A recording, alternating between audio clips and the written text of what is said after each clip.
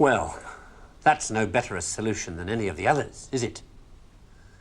So, in the end, have we learned anything from this look at why the world turned out the way it did that's of any use to us in our future? Something, I think. That the key to why things change is the key to everything. How easy is it for knowledge to spread? And that in the past, the people who made change happen were the people who had that knowledge, whether they were craftsmen or kings. Today, the people who make things change, the people who have that knowledge, are the scientists and the technologists who are the true driving force of humanity. And before you say, what about the Beethovens and the Michelangelos? Let me suggest something with which you may disagree violently. That at best, the products of human emotion, art, philosophy, politics, music, literature, are interpretations of the world that tell you more about the guy who's talking than about the world he's talking about. Second-hand views of the world, made third-hand by your interpretation of them. Things like that, as opposed to this. Know what it is? It's a bunch of amino acids, the stuff that goes to build up a worm or a geranium or you. This stuff's easier to take, isn't it? Understandable, got people in it.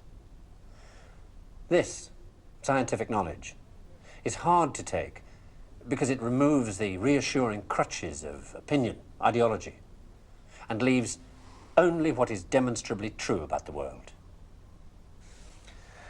And the reason why so many people may be thinking about throwing away those crutches is because, thanks to science and technology, they have begun to know that they don't know so much, and that if they are to have more say in what happens to their lives, more freedom to develop their abilities to the full, they have to be helped towards that knowledge that they know exists and that they don't possess. And by help towards that knowledge, I don't mean give everybody a computer and say, help yourself. Where would you even start? No, I mean trying to find ways to translate the knowledge, to teach us to ask the right questions.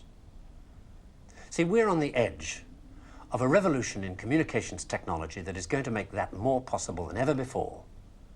Or, if that's not done, to cause an explosion of knowledge that will leave those of us who don't have access to it as powerless as if we were deaf, dumb, and blind. And I don't think most people want that. So what do we do about it? I don't know. But maybe a good start would be to recognize within yourself the ability to understand anything, because that ability is there, as long as it's explained clearly enough. And then go and ask for explanations. And if you're thinking right now, what do I ask for? Ask yourself if there's anything in your life that you want changed. That's where to start.